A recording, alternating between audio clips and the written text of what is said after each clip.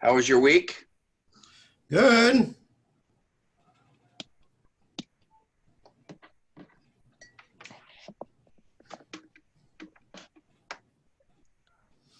Okay.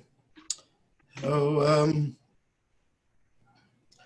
I'm going to pull up the material here, all the texts, this is the same text material as last time, except we're up to text number 7.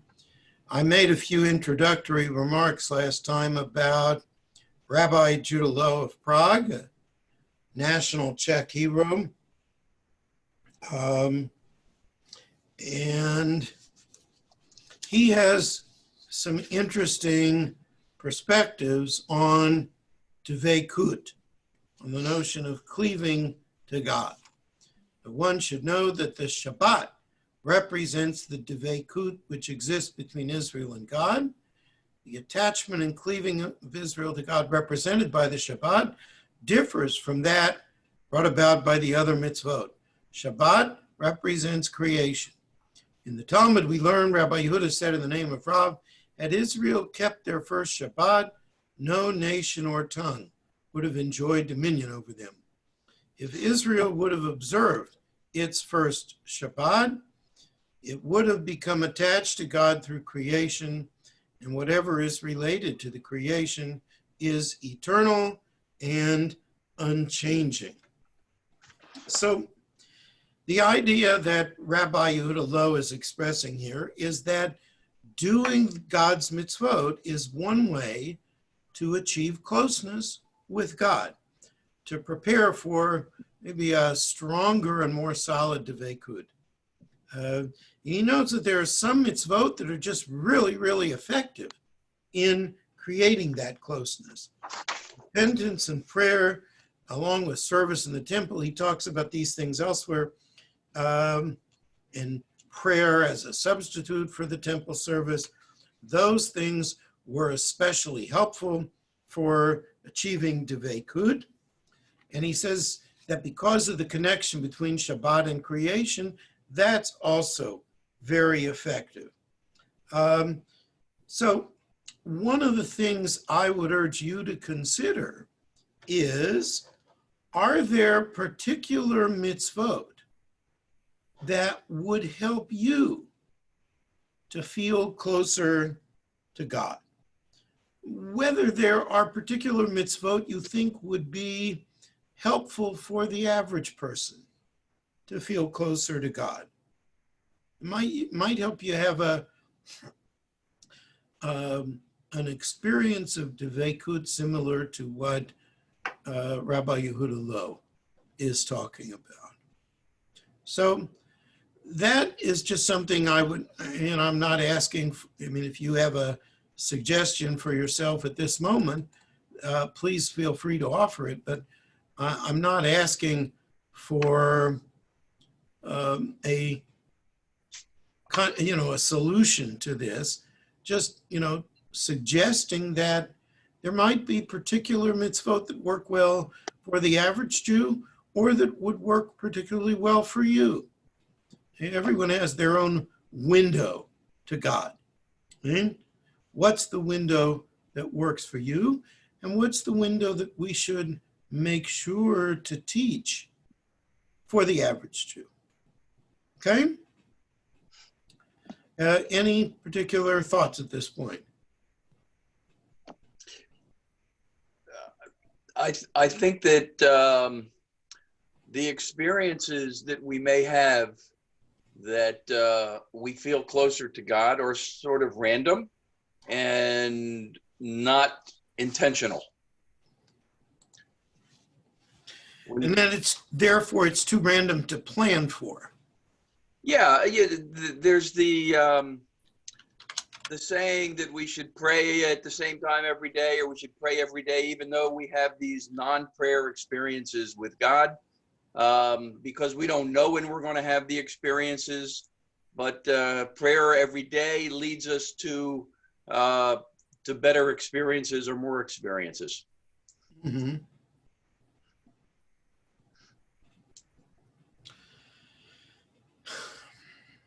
Well, the idea that those experiences are random,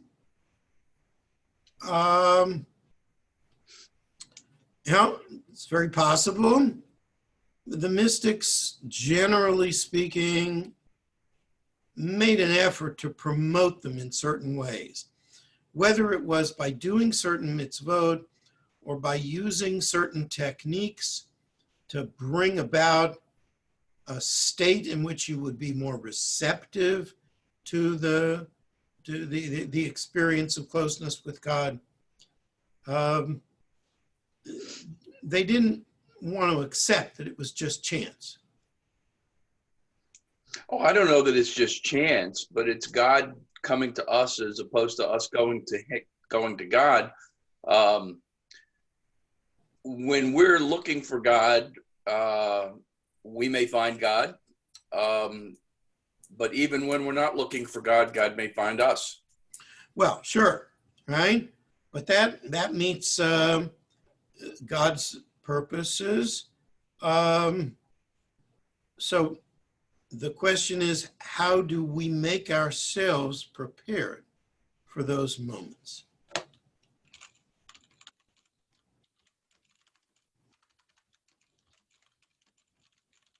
Okay. Other comments or questions? Okay, so let's go back to the text, and this is number 8 in your text from Eliyahu Davidus, one of the primary mystics of Tzfat, and his book Reshit Chochmah, which is this large teaching about ethics from a Kabbalistic point of view, is certainly one of the primary books that came out of the teachers of the Kabbalists of Tzfat. So here is what he says. Right? It doesn't directly mention deveikut, cleaving to God, but I think the idea of it is implicit in this. Right?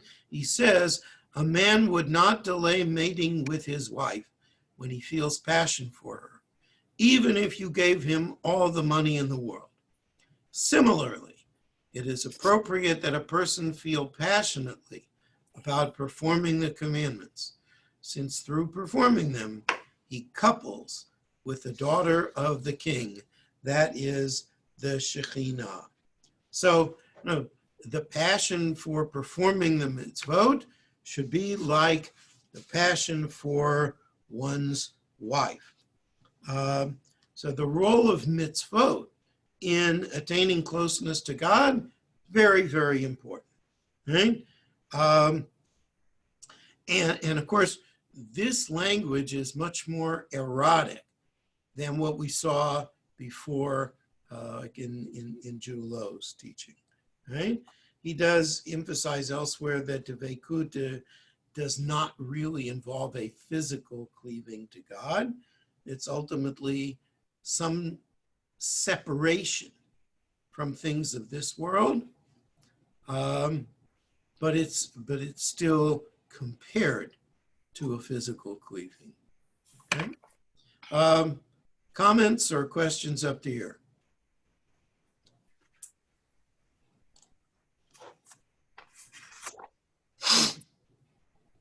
All right then, let's go back to number 9. All right. So for those of you who didn't hear when I mentioned, in one of my earlier classes, this is from Rabbi Isaiah Horwitz, the author of this humongous Kabbalistic book, everything Jewish, it really encyclopedic, everything Jewish up to 1630 through a Kabbalistic lens. Shnei Luchot HaBrit, the 2 tablets of the covenant. And yes, Isaiah Horwitz is one of my ancestors, but I'm not old enough to have met him. My children seem to think that, I might have known him somehow, but it's not really true. So here is what he says. He begins with this verse, which all of you know from the Torah service. Right? Atem hadvekim b'Hashem Elohechem chayim kolchem hayom. You who cleave to the Lord your God, are all of you alive today. Right? So that's a very direct verse about dveikut, about cleaving to God, whatever that means. So what does it mean? This is what he says. It says, this verse includes the whole Torah and the deeds and the characteristics and the conduct of mankind, that everything be for the sake of his name and to be in dveikut with the blessed God. And even when he attends to his vital physical needs, he should not waver from this dveikut. When he attends to his business, he should think, I'm attending to my business, and I hope in the blessed God that I will have profit, for the blessed one is actually the giver, and from this I will perform a mitzvah, and I will sustain myself, my wife, and children so that they live to maintain the service of God, and I will contribute to charity and to the study of Torah and other such needs. In other words, everything that he does should be ultimately for the sake of cleaving to God. Even when you do all these other things that are very important for sustaining ourselves and our families, it's really secondary to having dveikut with God. And when he eats or lies down to sleep, he should intend that this strengthen his body so that he might attend to the study of Torah and the performance of mitzvot. Similarly, with all matters, whatever you do, it should, ultimately be for the sake of dveikut. And thus, a man will throughout life be continually cleaved to the blessed God. If he follows in this path, will merit eternal dveikut with the Blessed One. So, it's not just going to be that, wow, I have dveikut, but I will earn eternal dveikut with God. And he quotes this piece from the Zohar, Rabbi Shimon, who mentions the verse, you who cleave to the Lord your God, the verse we saw above. What nation is so holy as Israel, of whom it is written, happy are you, O Israel, who is like you? And it is written, who is like you, O Lord, among the mighty? For the cleaving of Israel in this world is to the holy name, and in the next world, even more so. For there, in the world to come, they are not separated from the bond of life in which the righteous are bound. And this is the true meaning of the verse, you who cleave to the Lord. What does it mean? It means actually to the Lord. So if any of you remember this text, it's probably because we looked at it way back at the very beginning of our class in September or October. And it's a really excellent example of how the mystics, especially in this period, thought about dveikut. Dveikut is not just for private meditational periods. It's not just about prayer in the synagogue. If you're a serious mystic, then dveikut is an ideal that you want to maintain all the time, whether you're at shul, whether you're at home, whether you're at work, right? When you're out in the community and doing whatever you're doing, right? So now that doesn't contradict what we saw before, like in the previous text, where, Davida says dveikut needs some degree of separation from other people. Here, it's like you can be in the world, but you're not really attached to the world. You're more attached to God than you are to the people and the physical things around you. And again, here, Horwitz is saying that the fulfillment of the mitzvot is a path to a stronger dveikut, a more powerful, more meaningful dveikut. Dveikut in this world is a path to a better dveikut in the world to come. In the world to come, you don't have the obstacles of physical life. You can be totally spiritual then, and therefore have a much stronger connection to God. So dveikut here it's not exactly union with God, but maybe that you could have that union in the next world. All of that for us to be decided, to be determined, after 120, all right? Comments or questions up to here?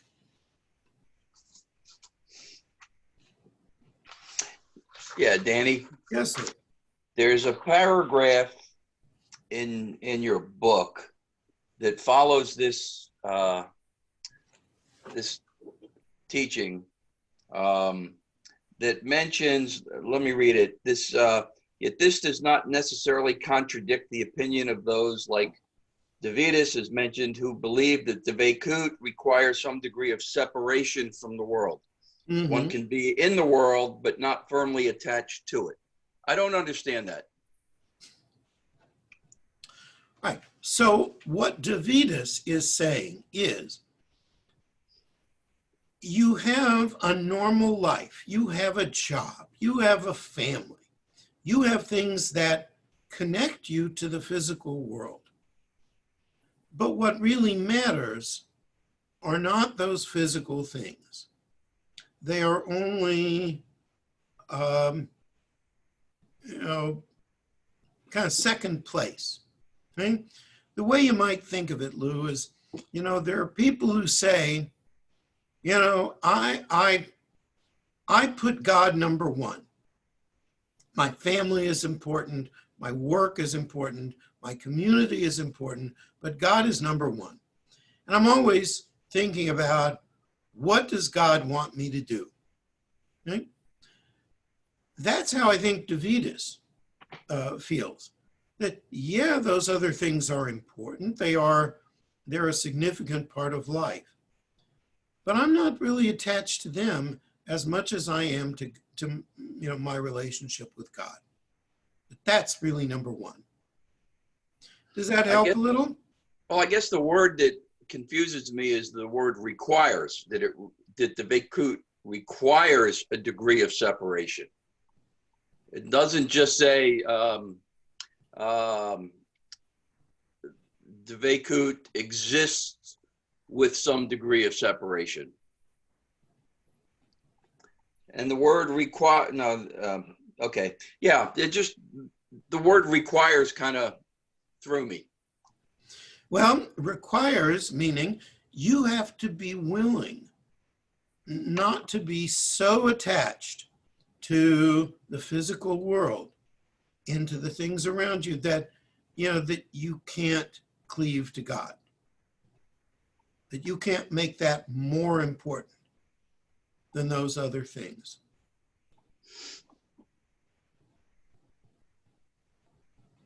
That's what's required. Okay. All right, good. Thank you. Other comments or questions? Anyone?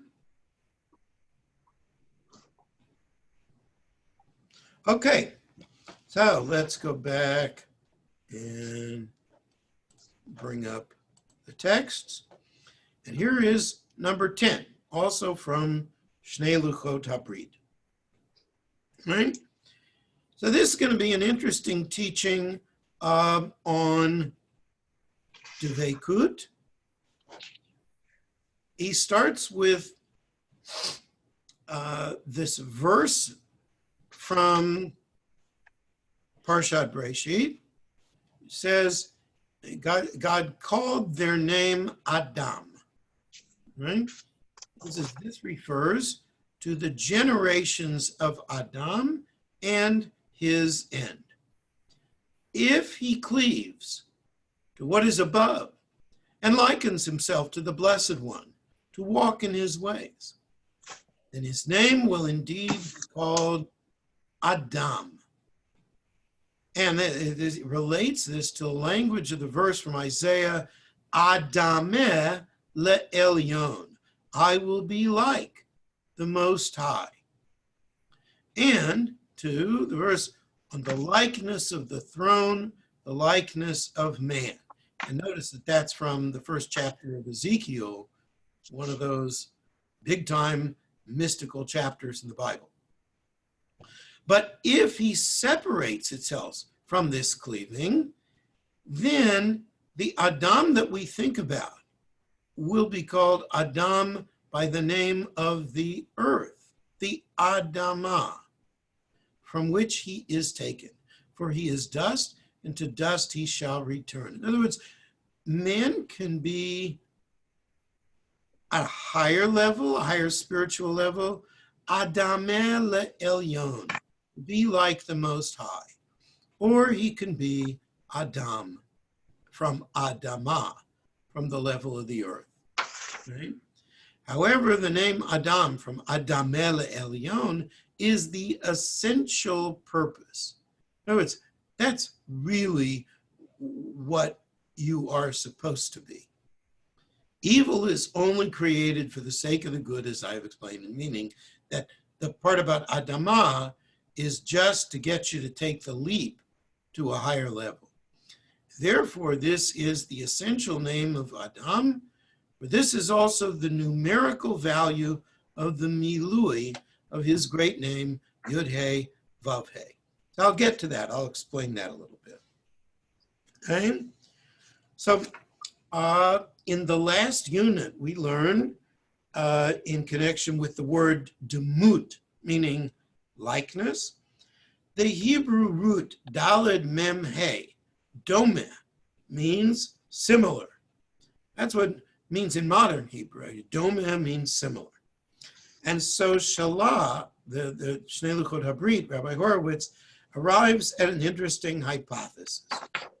The word Adam is usually understood to come from the word Adamah, from the earth from which we are taken and to which we return. But Rabbi Horwitz claims you can go either way. If you cleave to God, and that's what is the essential purpose of humanity, that's the way we're intended to go, then he is not ultimately of the earth, but he is Adameh le'elyon. He is like the Most High. He belongs to the higher levels, to the higher realms. Right? So through Dveikut, through connecting to God, a person overcomes his own physical limitations and in some sense even overcomes the return to the earth. And if that's so, then Dveikut even transcends death, much the same way that we talked about before. So Dveikut seems to be that which makes us most fully human, most ready for our potential, and you know, it is a mitzvah, according to Maimonides and others in the 613 mitzvot, to imitate God. Right? Deuteronomy 28 teaches you shall walk in his ways. Therefore, it's a mitzvah to walk in God's ways, to imitate God. Right? Now, about this last part, the numerical value of the name. There are many names of God that are derived from the Yud-He Vav-He, the four-letter name. One of these uses milui. What is called milui is an expanded form. It's where you spell out the four letters Yud-He Vav-He. You spell them out with the letters of the words. For instance, Yud is actually Yud Vav Dalet.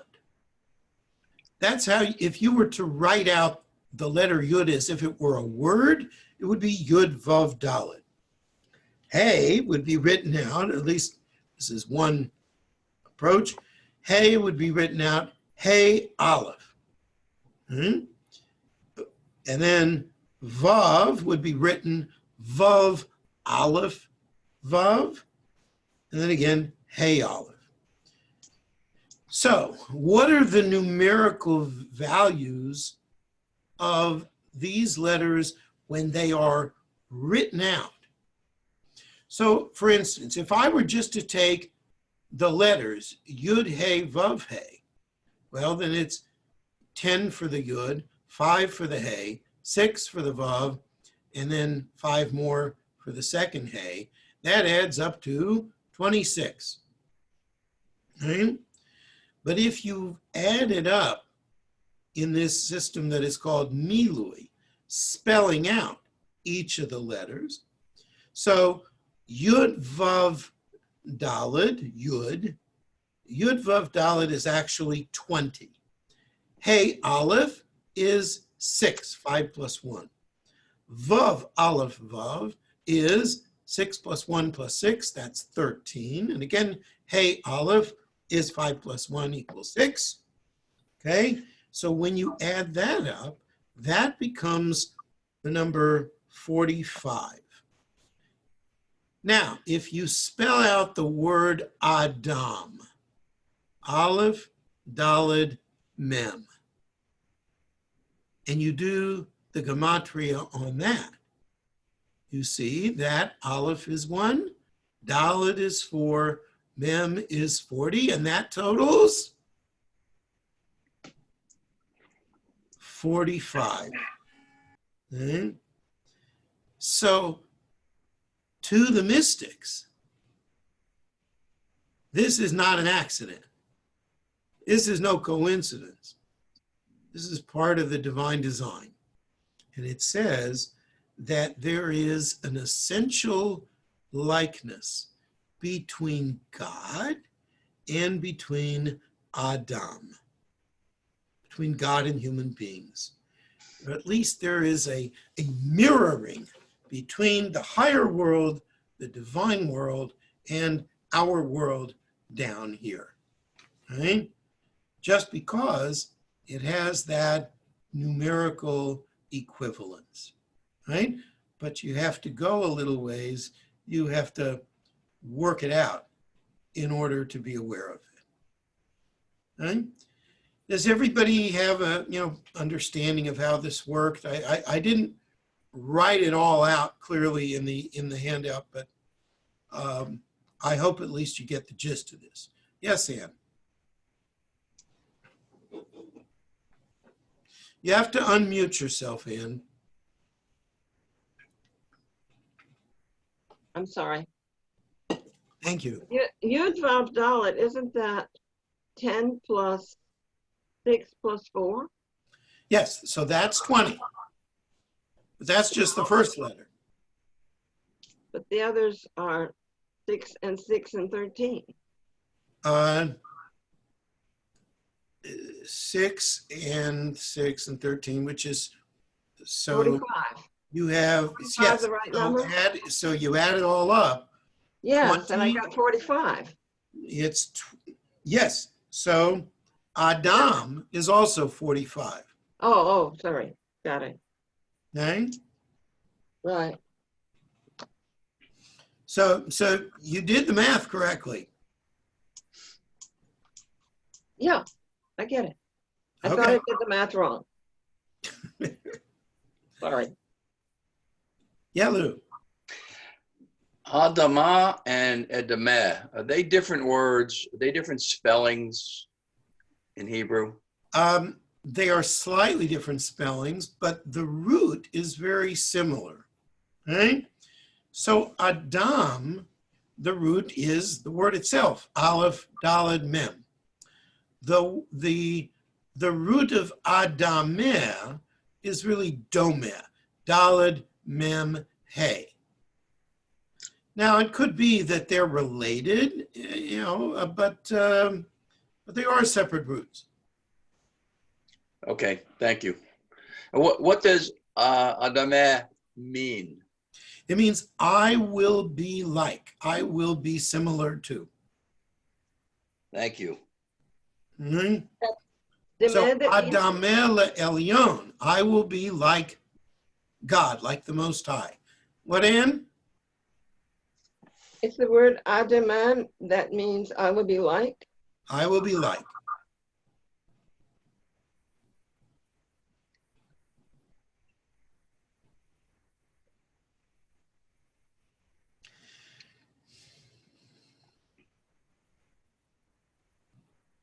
Okay?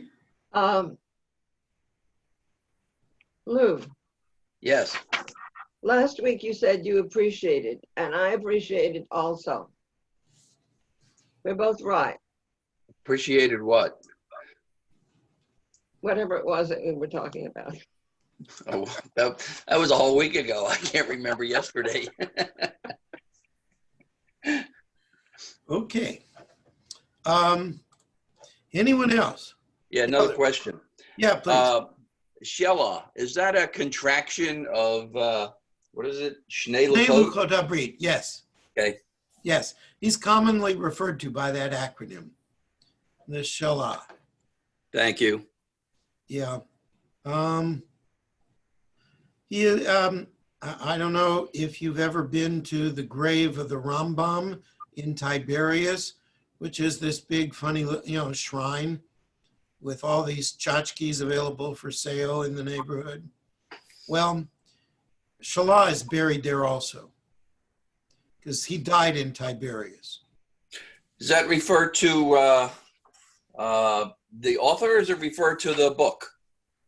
Both. Or both? Both. Both.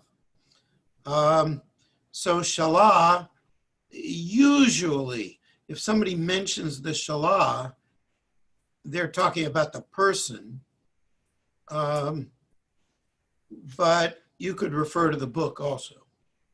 Okay. Okay, so let's go to text number 11. Okay? So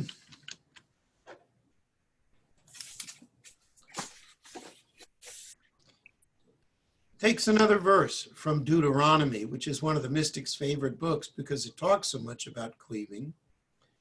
The verse that says, life and good and death and evil. So which way are you going to go, folks? Right? That's a big spiritual problem there. So he says, when one goes on the good path, he cleaves to life, which is the secret of the tree of life. When he goes on the evil path, he cleaves to death. And his likeness changes, so that when he goes on the good path, he is a likeness of the secret of midot, of attributes, cleaving to the holy name. As our sages of blessed memory said, and once again, they begin by quoting one of our favorite verses, the Atem Hadvekim Hashem, you who cleave to the Lord, meaning cleave to his attributes, to his midot. Right? In other words, remember when we talked about how you can't really cleave to God, you can't cleave to a consuming fire, so it means cleave to his qualities. So, Dveikut, as it is taught here by the Shelah, it may be just, kind of a natural byproduct of doing the right thing, being on the right path. If you cleave to God's qualities, then you cleave to God. And that may not seem like the most powerful kind of dveikut, but it is potentially at least a very strong kind of intimacy. But there is the reverse possibility. If you cleave to the wrong qualities, you're going to be cleaving to evil.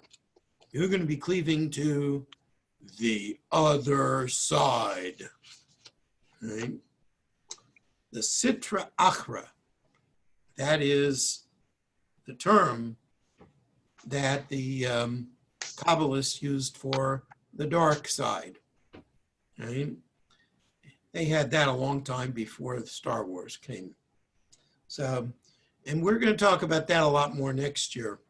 The dark side, the other side, is an important factor in a lot of things in Kabbalah. Any comments or questions up to here? Yes. Just that, Well, if you draw the tree of life, does that mean it's on the left side, or does it mean it's in the back, or where is it? Yes. Visually? Yes. It sort of depends on which model of Kabbalah you're looking at. It could be the flip side, could be the left side, either way. Just depends on how the particular Kabbalist framed it. Yes, Lou. I was just going to make a light comment that Star Wars happened in a galaxy far, far away, but also a long, long time ago. It may have preceded Kabbalah. Could be. At the But, time of life. the Kabbalists claim that their wisdom is an ancient wisdom. So they don't want you to assume that. May the force be with you. Yes. Well, we've already passed the 4th. So May the 4th. May the 4th, yes. Uh-huh. The force. Yes, someone else.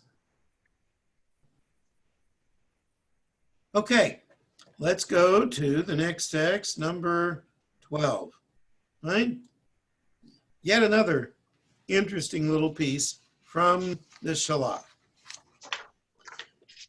Know that those who study nature have said, death is natural for a human being because every being perishes. All of our sages who are enamored of Greek wisdom have been drawn to this opinion. They make bitter the judgment and the intention of our Torah. But the true sages of Torah who possess true faith, and when they talk about the true sages, the Kabbalists are talking about themselves, the other Kabbalists. Right? Our rabbis believe that death is not natural. They said that if one did not sin, he would never die. The sage of truth and Kabbalist, our great Rabbi Nachmanides, of blessed memory, Ramban, said as follows about Parshat Breshit: know that composition does not imply decomposition, except according to the opinion of those of little faith, who think creation was necessary. But according to the men of faith, meaning the Kabbalists, who say the world was created by divine desire, it is clear that its existence also depends on him forever, as long as this desire exists. This is a clear truth. Certainly, the students of nature walk in darkness, for Dveikut with the Blessed One is above nature. The will of the Blessed One is that man's Dveikut will be eternal. We true believers hold that everything is from God's will, and his will is that man will be eternal if he remains in Dveikut. Now, a while back, let me just say a couple of things about the text. A while back, we came across the idea that if we could avoid sin, we could maintain or maybe even create life. We could be like God. And for most Kabbalistic thinkers, including both Shalah and Ramban, who is quoted here, death is not really necessary. It's not inevitable. It's not even God's intention. But God's desire is that we walk together in his ways and in thought, in kind of perpetual dveikut. And if we would do this, then it would be God's will that we should be eternal. And that's the literal meaning given to the verse that we saw, that we've talked about here before. Atem advekim b'Hashem Elohechem chayim kolchem hayom, that you cleave to the Lord your God are all alive today. Right? So in this sense, dveikut might not mean being totally consumed within God, but it's certainly something with lasting power. Right? Okay, Anne.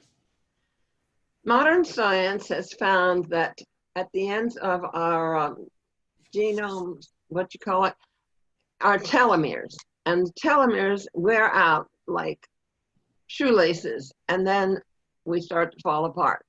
But they are finding ways to restore telomeres, in which case we would not suffer from old age or death. Anne, do me a favor. Define what you mean by telomeres.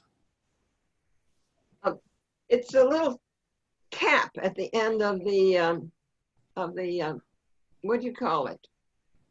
What do you call genes? What's the other word? DNA molecule. Yeah, each one, every strand has a little cap at the end of it, and the caps are of a certain length, and every time they reproduce, a little bit comes off. But there's a way to make them grow back, and if you could keep doing that, you would live indefinitely. And the That's other clever. thing is, wait a minute, I especially meant to say that it has also been discovered that traumas suffered by our parents and grandparents in their childhoods appear in our telomeres, so that our telomeres are damaged before we're even born by the suffering that has gone on in previous generations. And we have to overcome that in order to even stay even. Uh-huh. In other words, So the moral is part comes actually, in too. it affects our genes. It does. Mm-hmm. I am not a geneticist. I'm not an expert in these matters. Can I make a comment? Please, Sally. Sure. So yes, just following on that, that is, I'm not sure if we can survive. That's really not the purpose of surviving always. And, you know, the very old age has some sufferings too. But yes, the DNA, the viruses, especially most of the viruses, is actually embedded in our DNAs. There are certain, I'm not a healthcare worker, but I have family who tell me all the time that there are certain viruses that are actually embedded in many viruses actually embedded in our DNA. Without even, our bodies are programmed in a way to treat those. That's why we're not programmed to treat this new one.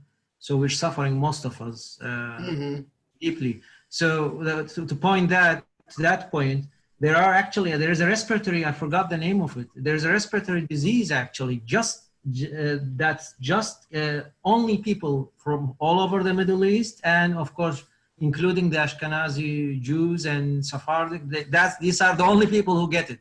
Yet we will basically cough a lot. We won't die from it. I can't recall the name. I think it's respiratory, Middle Eastern respiratory. It's not the one that is the new discovered one. I'm talking about something older, much older than that. Our bodies, our genes made in a way we can't deal with it. We have to suffer through it.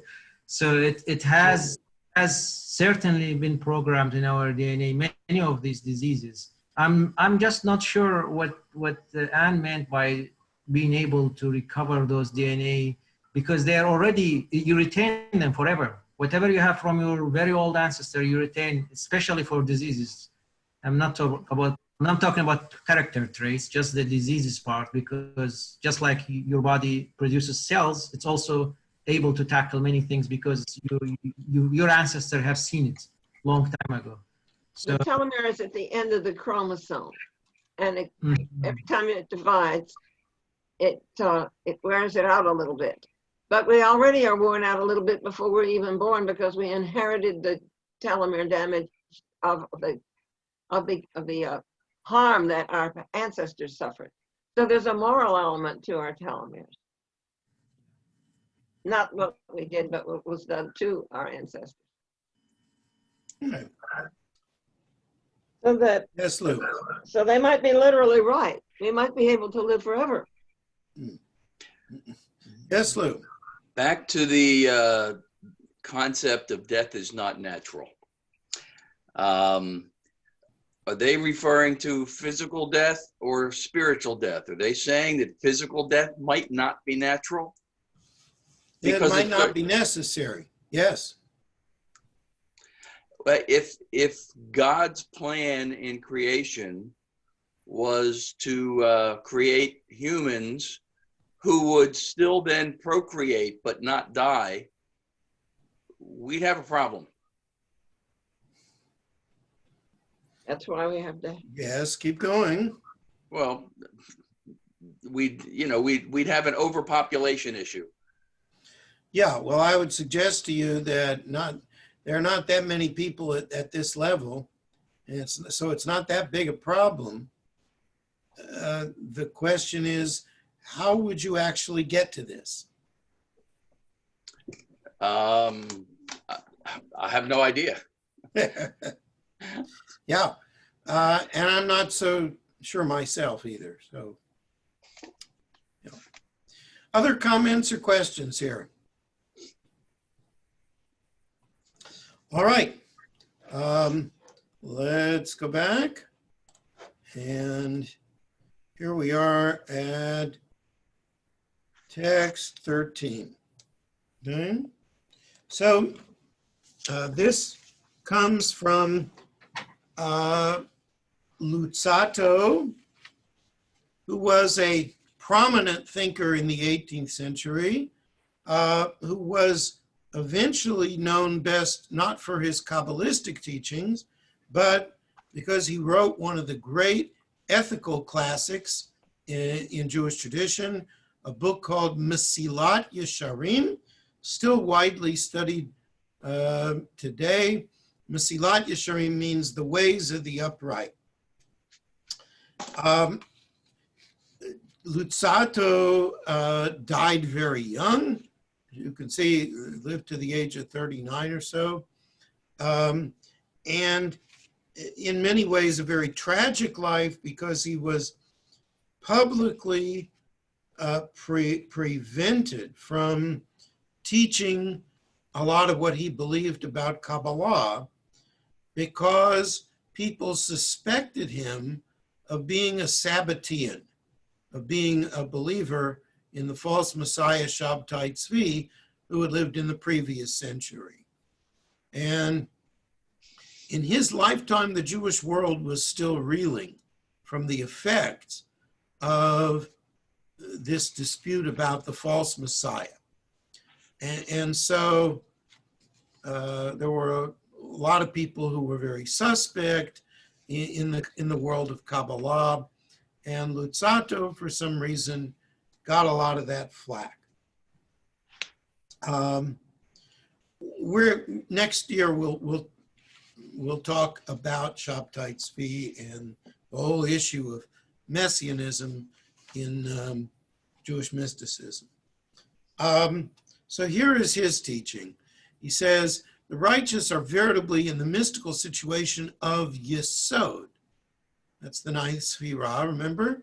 Who unites with the Shekhinah, that's the 10th Sphira, performs all the acts out of love, as a husband does for his wife, and not as a servant for his master. So in other words, how do you serve God? And for him, he says, the mystic serves God the way a husband does for his wife, and not the way a servant does for his master. Right? And he's very accepting of this element of eroticism in the experience of Dveikut. How are you supposed to cleave to God? Not the way a servant cleaves to his, follows his master, but the way that a husband cleaves to his wife.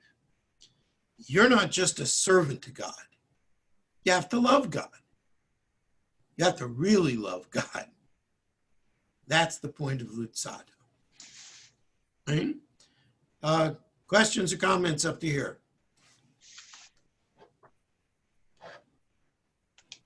All right, up to number 14. Okay?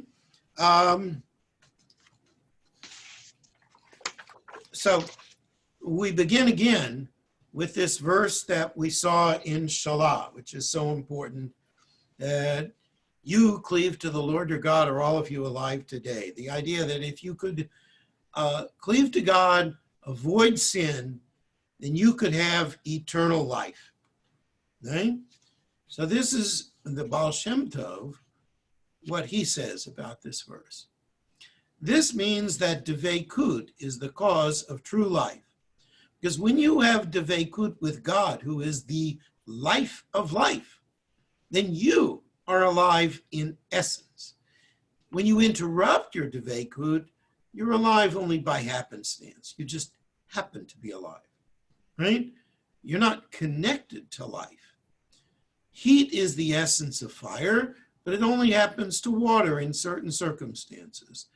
And the heat does not remain if water is removed from a fire. The same way as it is with cleaving to God, with Dveikut. Regarding Dveikut, the sages remarked on the verse, and cleave to him, right? Another verse from Deuteronomy. How can one cleave to him? Is not God a devouring fire? Rather, it means cleave to his attributes. This means cleaving to him through the Torah. And the Baal Shem Tov also taught that when a person is occupied with prayer and Torah, which is completely composed of God's name, he should absolutely be in a powerful state of dveikut. And even throughout the day, he should still fulfill the verse, I have set God before me always, by having some measure of dveikut. Okay? So the Baal Shem Tov reads this verse with a different twist from what we saw in Shalah before. It's not dveikut that leads to eternal life. Dveikut is eternal life. It is life itself. God is the life of life. God is the ultimate life. God is the source of life, and God lives eternally. And so when you cleave to God, you latch on to the essence of life. Now, when we fall out of dveikut, we might happen to still be alive, but we're not connected to life itself. We're not connected to the source of life. So, we're not really alive in essence. And in this view, without dveikut, your life isn't really like divine life. It's just an accident. You just happen still to be alive. So to cleave to God's attributes, like we saw before, this is interpreted differently. The Torah itself is a collection of God's attributes, and he picks up also on the idea that is really a part of the rabbinic tradition, that the Torah in its entirety is considered to be a name of God. And so studying Torah, keeping the mitzvot, it's all a way to maintain a strong dveikut. And the last piece here emphasizes what we saw in Shalah, that dveikut is part of all of our ordinary activities. But here, you also meditate on the name of God from this verse. Shiviti Hashem lenegdi tamid. I have set God always before me. Okay? Last paragraph here. To what may this be compared? To a candle or a burning coal. For as long as there is still a live spark within it, the flame can be revived. But if there is not even a spark remaining, the fire must be brought from a new source. This is the meaning of the verse, you cleave to the Lord your God of all of your life today. Dveikut is not only a guarantee for attaining eternal life in the world to come, it also ensures life in this world, which is called today. So if you can maintain dveikut when you're doing all the things that you normally do, that keeps the spark that burns even more powerfully during prayer, right? Or whenever you're doing a mitzvah. Right? today is interpreted as referring to the ordinary activities we do today. All right? But if we are in Dveikut then, in that today, we'll certainly be able to be in Dveikut eternally, in eternal life. It also kind of suggests in a roundabout way that if you visualize certain things, that can also help you bridge into a state of Dveikut. It's like having a meditational device that helps you kind of move into a different state in which you're better able to cleave to God. What's very interesting to me here is that this is an interesting parallel to the life and the teachings of the Baal Shem Tov himself. Baal Shem Tov really formed a whole new movement, a whole new approach to bringing the average Jew much closer to God. Now, he lived in a time where in the 18th century, classically, if you were going to be close to God, then you had to be a scholar. You had to be at a certain level of knowledge. And if you didn't have that knowledge, then it wasn't expected that you would have or use any of this kind of mystical wisdom. The Baal Shem Tov says, you know what? Everybody can cleave to God. Everyone can do that, right? Everyone can have the spark of a flame. And in a way, it was the Baal Shem Tov himself who was bringing a fire from a new source and bringing the joy that he felt was inherent in Dveikut, in cleaving to God, to even the ordinary, relatively unlearned Jew. Okay. Comments or questions here? Yeah, Lou. The spark within us. Did the mystics believe that there were persons that lost the spark completely, or because I can't really see that. I can see that even an evil person somewhere deep within his soul would have some small spark, even if it was not ignited in extreme. Yes. I'm not familiar particularly with early Kabbalistic teachings on that. Hasidism very strongly emphasizes this idea that there is a holy spark that remains with each of us, no matter how far we may fall from, closeness with God and even into, a terrible level of sin. Nonetheless, as long as you're alive, you have that spark of God within you. The spark that comes with being part of the divine image. Yes, Ann? There's a line in the early morning prayer that says, Elohai neshama shenatata bi tahorahi. It's pure. The neshama Yes. stays pure. Yes. And so that's part of, everybody has an neshama. But some people do repress that or deny that. And so that gets buried pretty far deep, to our detriment. No, it's there. Other observations or questions?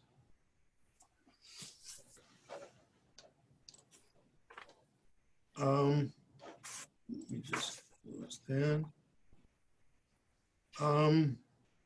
Yeah, someone asked the question, Selem Elohim, the image of God, is related to the spark. The answer is yes, that's one way of describing it.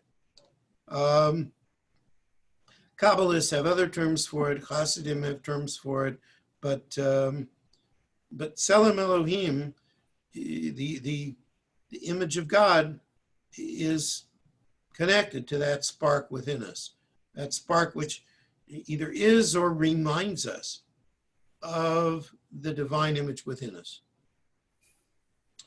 Okay, thank you all very much. We're going to continue next week. I should tell you that we have more or less made a decision to extend this class through the end of June. We'll have a little bit of vacation in July.